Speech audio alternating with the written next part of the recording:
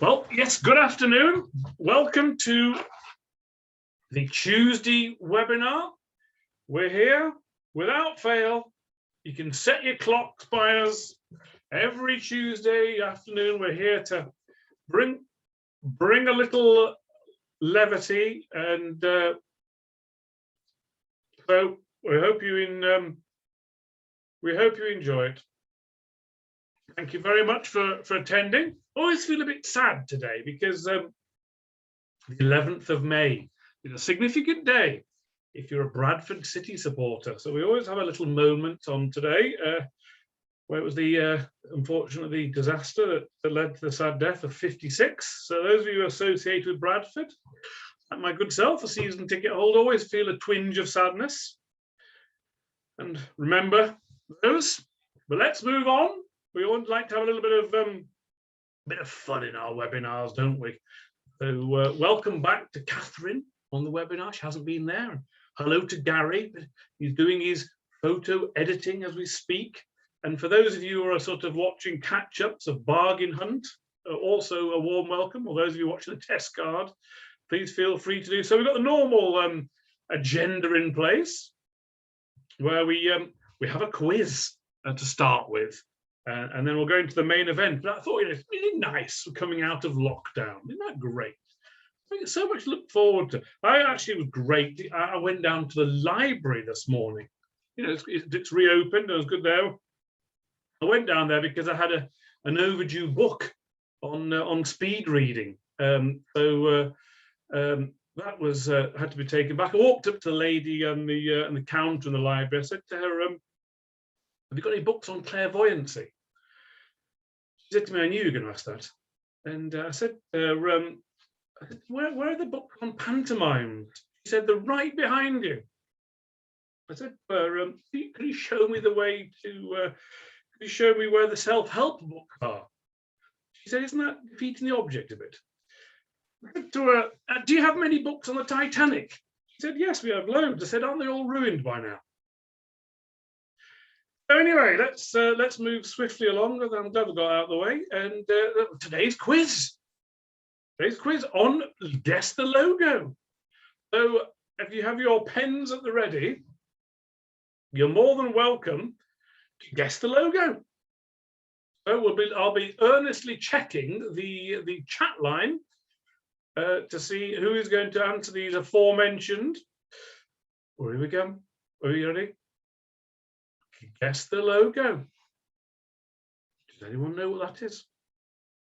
Guess the logo. Oh, we've got two on the chat line. Yeah. Jessica and Duncan are right on it. Yeah. Don't worry, there's not 57 of these slides, but there are varieties. Yes, it is Heinz. Yes, there we go. What's up next then? Guess the logo. Anyone want to know what? Yeah, Jessica's on it and Duncan on it again. Yeah, yeah, it is. It's where my overdraft is. Just joking. There it is.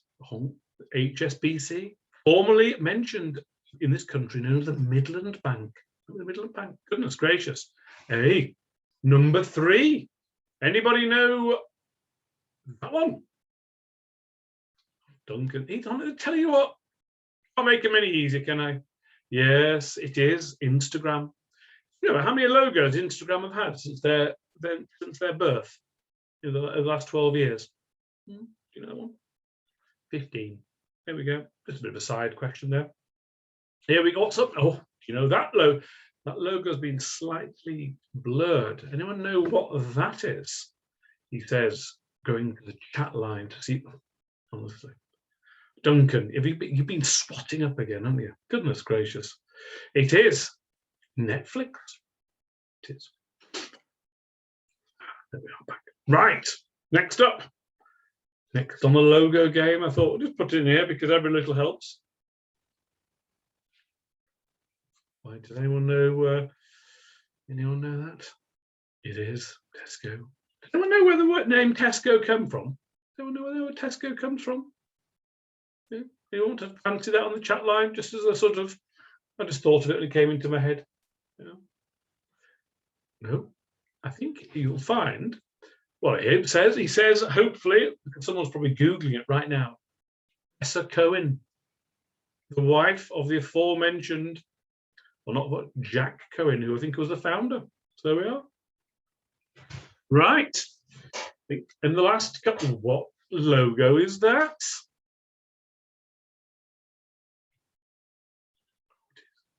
It is, yeah, the Disney Corporation. Yeah. There we are. They have a great, interesting story behind the. Have you ever got time to read about how they came to acquire the land for Disney World in Orlando? Well worth reading how they got it for a song and a prayer. And last but not least, which logo is that? We seem to spend a lot of time at my neighbour's house. We do. We've also got a great forest as well. There we are. And you know why it's there? Notice the A to Z. Yeah, they do everything from A to Z. And the arrow represents a smile. How clever is that? So yeah, there we go. Taking over the world, haven't they? Oh dear. Right. So today's webinar, we are recording this, and you will have access to the slides. And as I mentioned, one or two of you have prevailed, have taken the plunge. We have a marketing support on a one-to-one basis. So there we go. That is available. And so, right. So what's up next? It's stuck. We're going to go through the top 10. Some tips here now. Some free and creative ways in which you can generate sales leads for you. So it's top 10. It's not off. For those of you a certain age group, remember that character? Top of the Pops. Remember Top of the Pops? Now here's another little side issue. Does anyone remember the year in which Top of the Pops was first broadcast? Oh, anybody know that one?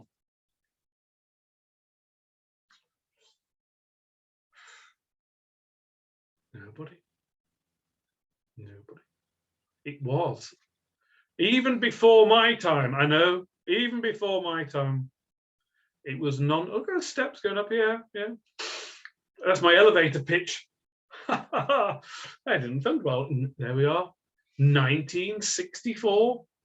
And the first performance was by none other than you. Yeah, I used to be able to do an impression of him, but not so anymore. Don't get any satisfaction from doing that.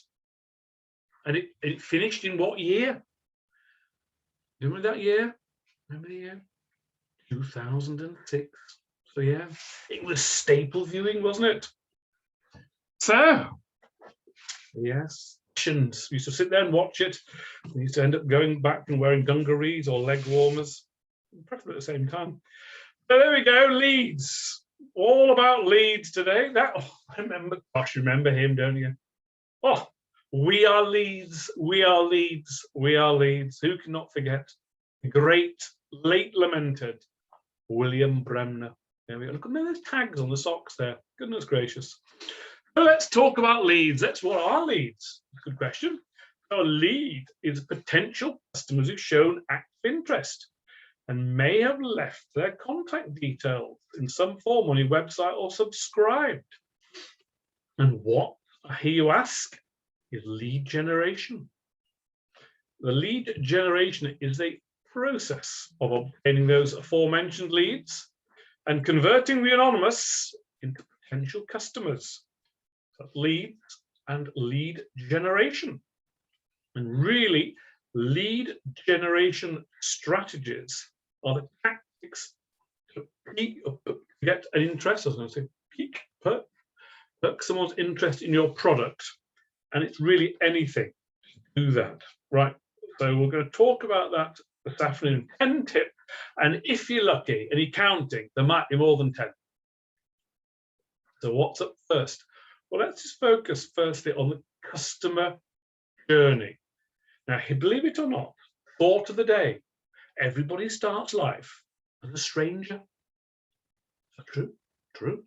So they become customers, ideally through some promotion. They search for you, maybe find you on your website, they review, and they purchase. So they may become from a stranger to a search to a form of interaction with you, then a review you, and then they may buy. And that process may take weeks, months, or minutes. We're going to focus on the customer journey. Now, the first tip is probably the most important thing you can ever do in generating leads for your business, for now, free, is to have a great relationship with your customers. But critically, the question I would ask each and every one of you is, do you know your customers? Or probably more prosaically, how well do you know your customers? And in this situation, data is king. Yeah. So you may have had a checkered time with your customers, who knows? But really, if you actually know about your customers and you know exactly all about their habits, and I'm going to ask you some questions now. So think about this. You want to generate some leads. Do you know what your customers buy? Yeah, you might do. And do you know why they buy? Maybe a little less. And do you know really what your customer needs? Not what you think they need, what they need. And do you know what they think of the price or the offering you have? One of the biggest mistakes often for very small businesses or young businesses is being too cheap or offering it below what you think is to get that first sort of sale. Do you know what your customers think of your product or service? Have you asked them? And do they have a view on your online presence? And do they engage with you socially? It's worth thinking about creating a very simple spreadsheet or a list with your customers, your top 10 customers, and going down and ascertaining the answer to those.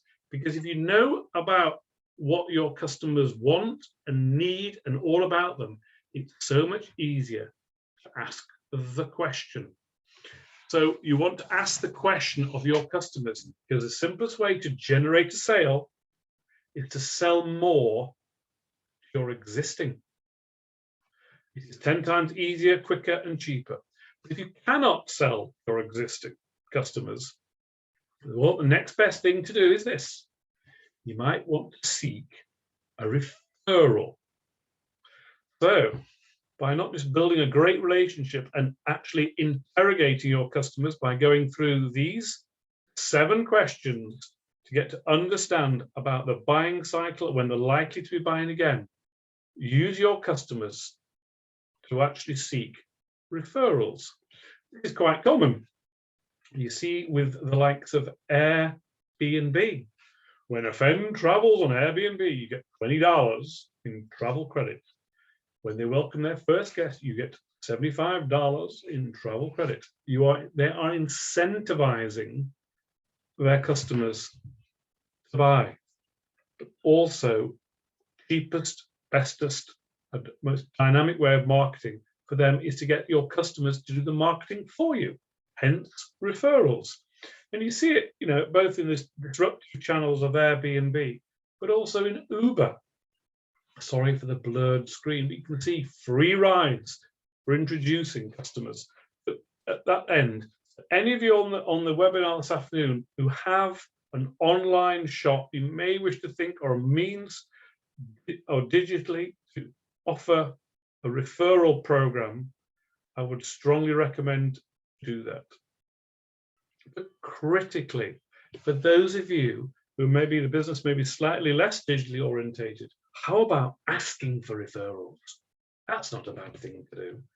Actually ask your customers and to be very specific. Don't just say to a customer, do you know anybody else who would like to buy X, Y, and Z?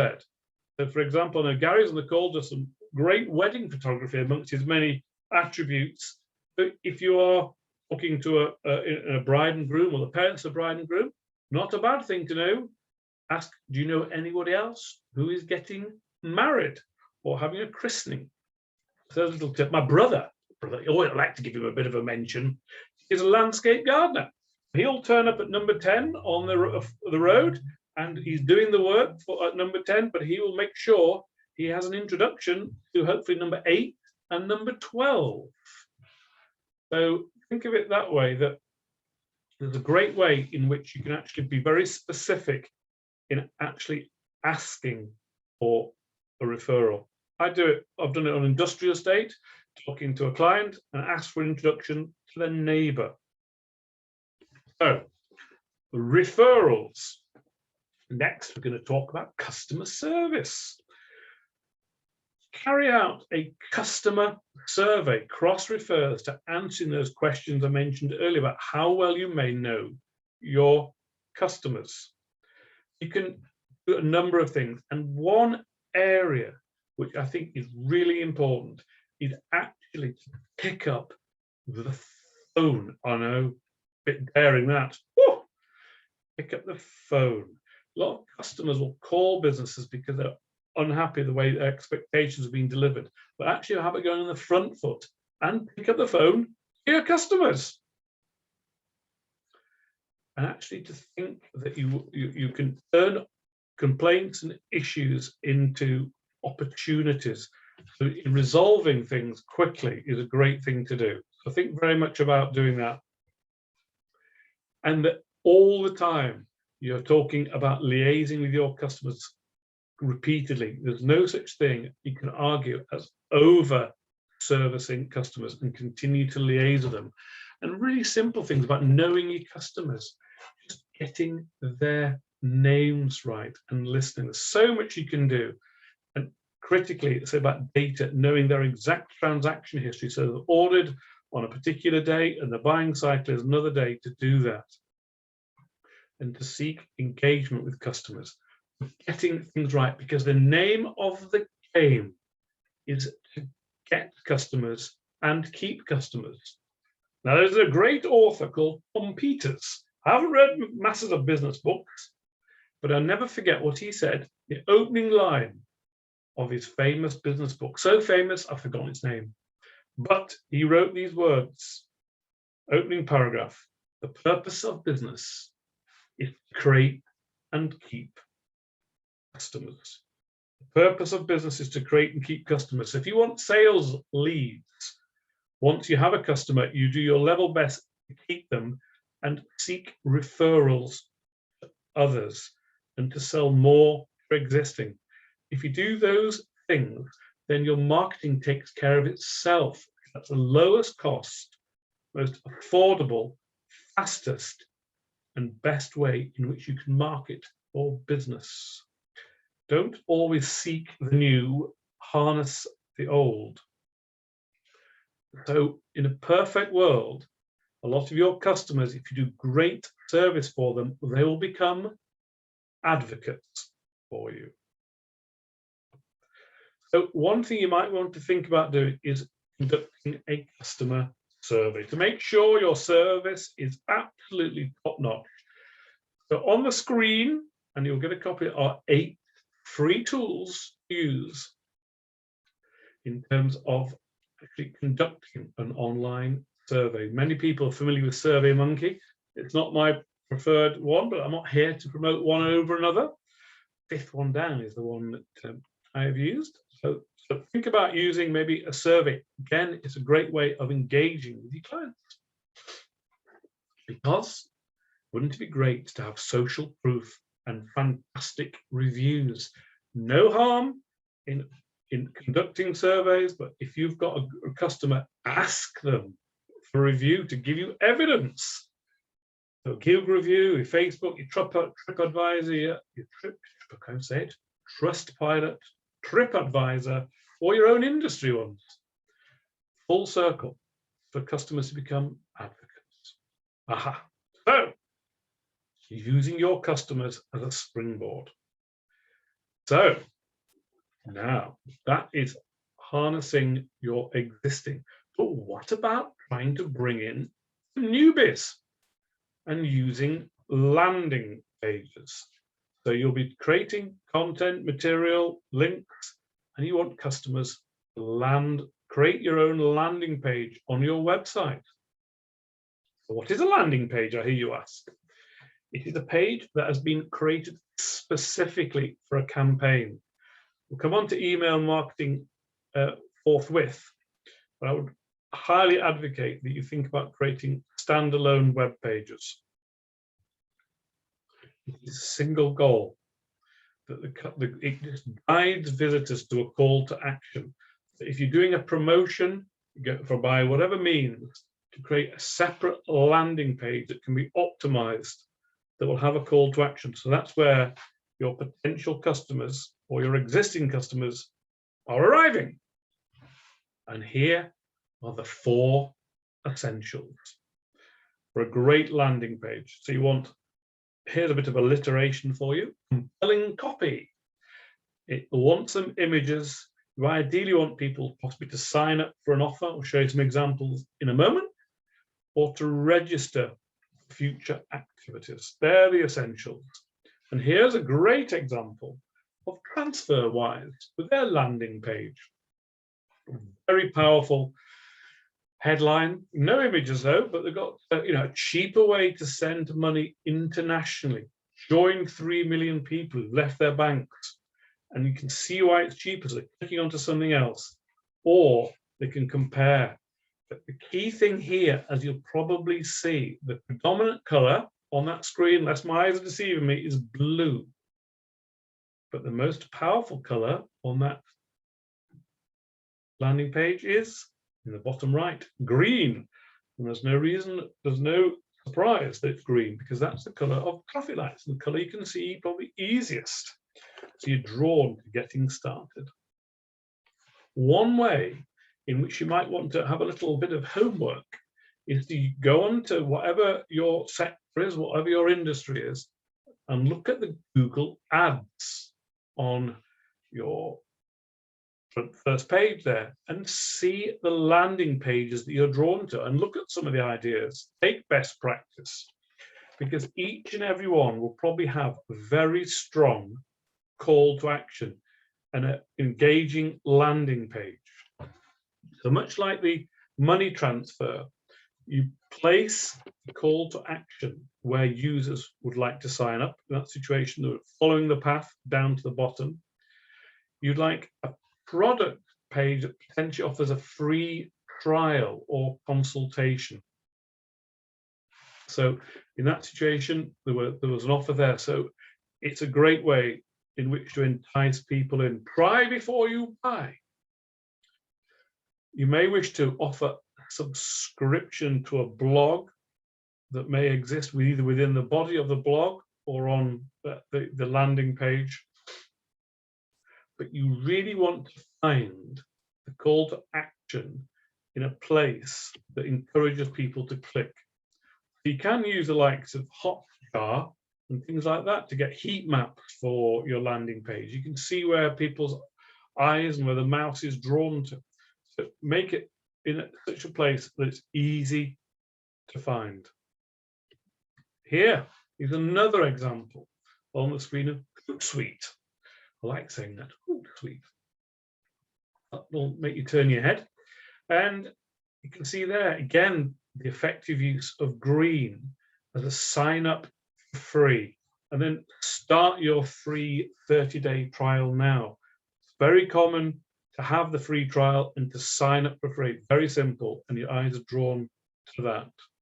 So the secret with your call to action is to make it short and sweet, which may be 3 or 4 words, ideally under 3, and in a standout color. So there are some examples. So you can just use the word subscribe, try for free, get started, learn more, join us, even don't miss out, whatever it might be. Powerful words, very simple, hopefully that are in keeping with your brand and in the offering that you would like. And here Good examples with Evernote. All there asking for, come on to forms in a moment. Again, use of green, you're signing up. Netflix, mentioned again, you see, but common theme, great image. See what's next, watch anywhere, cancel anytime. But they do go for a slightly longer call to action. But again, look at the branding, black and red, great image. Learn a lot from doing that. And there, another example, start selling today, get started. The company Square. So, very powerful image, strong call to action for your landing pages. Prezi, I don't use Prezi myself, but it's a great means there. Give Prezi a try. Presentation software for when it matters. Strong call to action, great image. There we go. And look, get closer to big cats. Join the pride today. So I'm not lying about that. Join the pride today. First name, email, join. See, very clever, fantastic image. So, or here we go, dating. Some of the dating websites are fantastic for, again, follow the very simple, join the best free dating site on earth. Very powerful, very strong, but again, you can see the common theme about what people are looking for, pressing the continue, and there they are in green again. So there's plenty of different examples, really simple that you can use, but usually it's a strong message. So next thing on the list, after you creating a very strong landing page with a call to action, is to create some engaging forms. And the forms result in leads. If you don't have one on your website, I would highly recommend that you make it happen. Make it easy for your customers to contact you. If a person fills out a contact form, they are likely to be interested in learning more about your product, period. Again, you may wish to think about following the same example, making things short and sweet, and to segment many of your forms. So there's a form of delineation that might exist. Sometimes not just ask for a name and email address. You may wish to ask for some additional information to find out if it's the right, so you can segment the likely customers. So creating forms on your website is another very simple and free way in which to create leads. Next on our list, I don't know where we're up to now, is that about number 5? Having live chat. Live chat on your website. Is it free? Oh, it can be. Recent surveys have suggested that business owners who put live chat can get up to 300% more sales. It's the idea that you are having an interactive experience on your site. Come along, and there's a form of engagement there. People are more likely to involve, and answering chat messages does increase conversion. And on the screen, another little gift from Simon on Tuesday afternoon. 8 examples of free, he says, chat functions you can put on your website. A lot of these will integrate with maybe some of you using WordPress, Wix, HubSpot, whatever it might be. How about experimenting with some of those? And you can program them to your heart's content. So think about using live chat. Now, if you've got 2 businesses side by side, let's assume they're, for one target, plumbing business or a gardening business. One has live chat and a form, the other doesn't have live chat and doesn't have a form. Which do you think is perceived to be the most dynamic and professional? Well, I'm not going to answer that one, but make your own mind up. Much the same way as somebody who has a dynamic call to action and can be easily found. So, live chat. Now, email marketing. Free. Well, it is free. Many of you may be using the likes of MailChimp. And if you've got a smaller number or a manageable number of subscribers, up to 1,000, free. I would recommend that you communicate with your existing customers.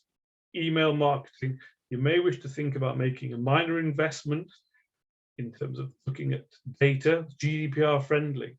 But if you are creating forms and contacts on your website, what are you doing?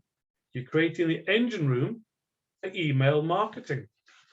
But it's really important when you're doing email marketing that you are sending the right words and the right message to customers. Now, it may not necessarily be Shakespearean, in terms of its prose or iambic pentameter, but you want to make it dynamic. So really effective emails are often by mentioning somebody in an email, using a really informative, interesting, attention-seeking subject line to personalize them. Don't write hello. Make sure they're personalized. And you write about the other person. I've seen so many emails just going out to sell and market. Write about the other person. And if you have information about them, so it could be, dear Mr. Jones, you have, words to the effect, you lead in the body, you have previously bought an ABC. Well, there's an opportunity to extend your guarantee or whatever it might be. You're talking about the other person and the value you can bring them. You explain why you're contacting them. Oh, and always have a call to action. So what are you trying to do? So the mutual introduction, informative subject line, personalized, writing about the other person, explain why you do it, call to action, and you thank them and you close. Ideally, that may integrate with a call to action, but sometimes less is more. Very simple kind of structure to follow when you're writing emails, and to make sure that you have somebody look at it before you send it out. Gosh, some people will pay from you if there's a misspelling. So you make sure you use the likes of great website Grammarly. It will help you write a bit like Ernie Wise, the play What I Wrote. Maybe you think about using Grammarly. There's a free version and a more illustrious version, but Grammarly can help you create words. May help you for your email and may help you for your blog. So, very simple example on the screen, which I won't dwell on, but again, really simple email introduction. Not necessarily a mass email, but if you've got an email to a person to reach out to them. My name is, this is why I'm contacting you, and a call to action. Very simple way if you have an email just to go out to an individual. So I think we're up to about number 8 now. Let's blog. Let's blog. Well, what is a blog? Well, it's just a conversation and an answer to the everyday. But many people I encounter, many businesses are really reluctant to blog. Oh, I can't write 500 words, whatever it might be. I never know what to think about. Well, sometimes just doing really simple stuff. The beginner's guide to all you need to know about creating a list, creating content to put on your website, to put on social media, guest blog. It's a superb way of generating interest, meeting the Google challenge, but also in getting click-throughs to your website. And here is a great example of how a blog started. But furniture, I was made from an old pallet. And there we are into furniture. So you can just be very creative in terms of the title. And I want to read on. I was made from an old pallet. So it's actually written in the first person from the perspective of the door. So hopefully that's an opener for you. But look, where we are now, social media communities. What a fantastic place. You need to go listen, be a bit of a sticky beak if you want. So come on. Oh, look forward. How many of you are active in LinkedIn groups? How many of you? With your hand going up? Well, joining the right groups, entering the right conversations, think of it as a virtual marketplace in the same way as with Facebook groups. So much depends on your marketplace. If you ever want to find somewhere to gently engage with your audience, think about participating effectively in a number of different groups, or with some of the LinkedIn groups or Facebook groups, you can even start your own. Question: do you follow your customers on social media? You do? Well, all of them, and your potential customers, and your stakeholders, and your investors. Well, a little bit of homework for you. Look down your customer listing and think about following them. And when you're following them, how about actually engaging with them? So, for example, if you're doing business with or want to do business with ABC Limited, how about engaging with them on Twitter, Instagram, LinkedIn, Facebook, or even referring a customer to them? Isn't that a powerful way in which you can engage?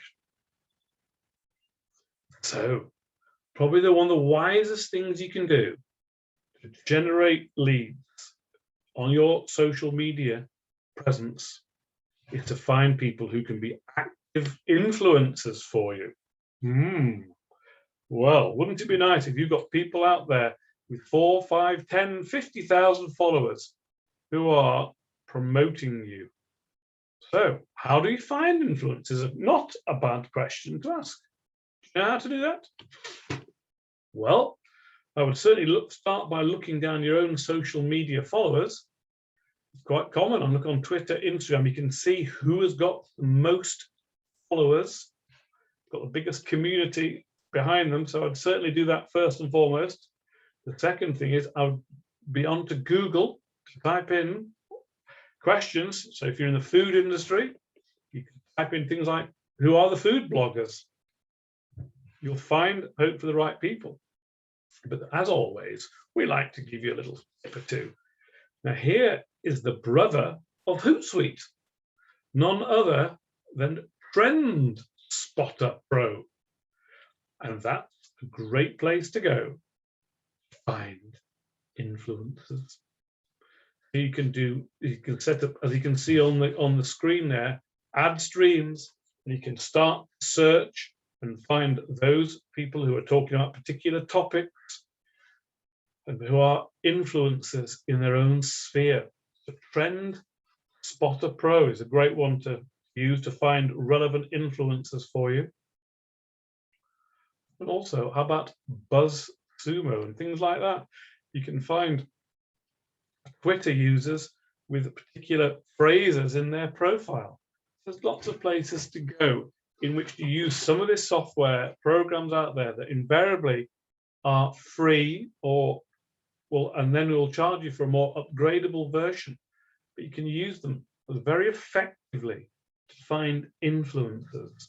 And once you've found your influencers, you're going to be mentioning them, you're going to be engaged with them. You may end up having to invest a small amount to hopefully get them to do some paid posts for you. But having social media influencers for you, but also tagging people in to all your posts. Next time you post on any of your platforms, ask yourself this: have I tagged anybody? Have I mentioned anybody? If you haven't, don't post. Add somebody in. You'll be surprised the effect it has. Oh, is this number 9? Number 9A. Often the question asked is where I can find sales opportunities. I'm actually going to go and find some myself. Well, what's coming next is a few places to go. There are lots of government money out there. So some of you may want to look for tenders.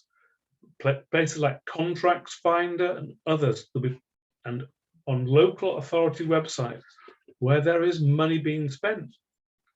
Some of you might say, I don't want to bid for tenders. No, you might not.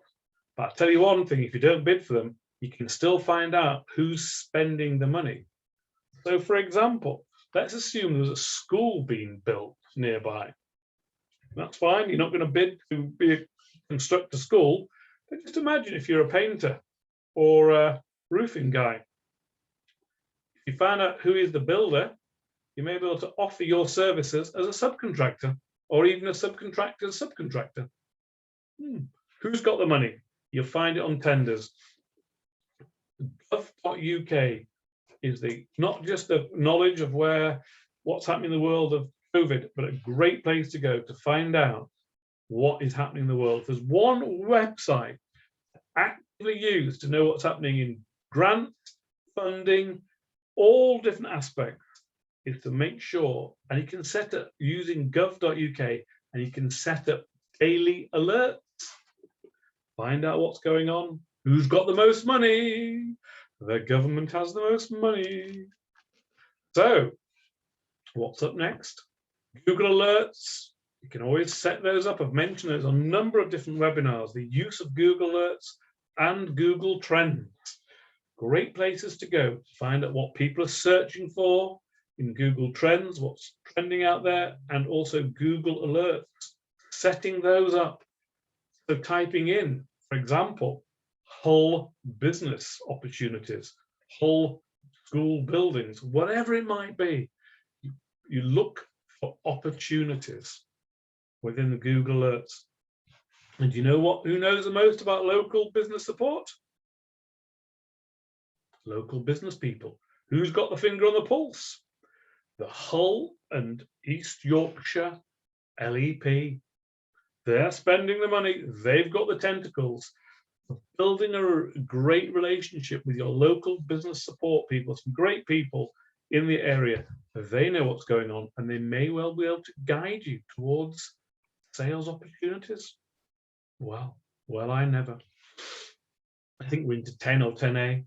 We're on the theme of starting a forum. Anything happened on the way to the forum? There for you. On your website, or as part of a group, how about thinking about starting a forum, attracting people in? You can have it as a widget on your website, and off you go. You can attract in like-minded people. Fits in well with blogging. Again, great way in which to think about creating leads for now. And finally, I was offered to you any tip is to do what says on the screen. Think as a buyer. So if you're amassing information in terms of customer surveys, engaging with your customers, or even just asking them about the trends that are out there, always default to thinking as a buyer. Habits are changing, so don't necessarily think of it from a sales process, but from cooperating with your customers, how you can help them. So when we had that checklist earlier, probably the most important question was why do they buy from you, and identifying their needs. Start to think as a buyer. There's a lot of thinking now that as far as certainly SMEs and the larger corporations, that you will offer 5 approaches. You are thinking of customers, potential customers, as partners and not targets. So you're not trying to market them, you're not trying to sell to them. So your messaging, the tone of them is educational, collaborative, and your social media and the blogs and all the content you put out there is with the idea of sharing, not selling. So for the likes of the photographers on there, giving people tips on how to do photographs, all this kind of stuff, people who are involved in different areas, the plumber giving advice on how to save on your heating bills, but using smart technology, all these kind of things position you to collaborate with your clients. The days of the hard sell, I think, are behind.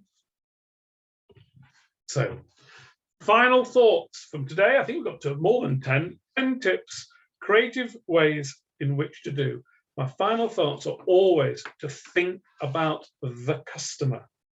Think about giving them a great experience, knowing all about them, seeking to use them for referrals, customer retention. When you think about digital, think about being listed Google, and when creating landing pages, calls to action, forms on your website, all those things, you're drawing people in, you want to do actions, great email marketing campaigns to existing customers, again with call to action and click-throughs. All these things are all geared around that, but each and every time, the message you offer your clients is about the value you're offering them, not what we can sell to you. Why should they buy from you? And it's value-based. So follow those 3 tips, which is a simple synopsis of the 10 things there, and hopefully that'll help. So I hope you've enjoyed today. We try and complete our sermon within 45 minutes, and we've achieved that very aim, because next week we're going to talk all about branding. Branding is the blood that runs through the body of your marketing. That wasn't a very good metaphor, but you think you got the principle. For the veins, actually, shouldn't I have said. So all about branding next week. We'll be talking about that, and I'm going to stop share, and I'm going to answer any questions that you may well have. Let's have a little look on the chat line. Any questions? Anything on the chat line to answer?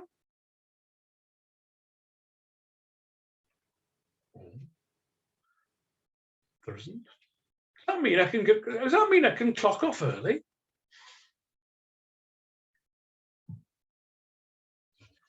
Well, if not, I will.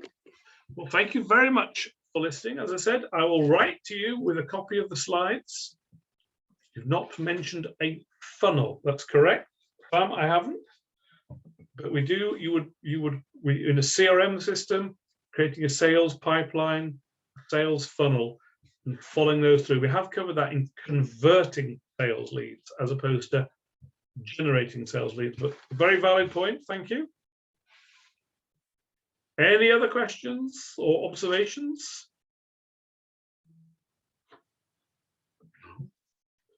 Well,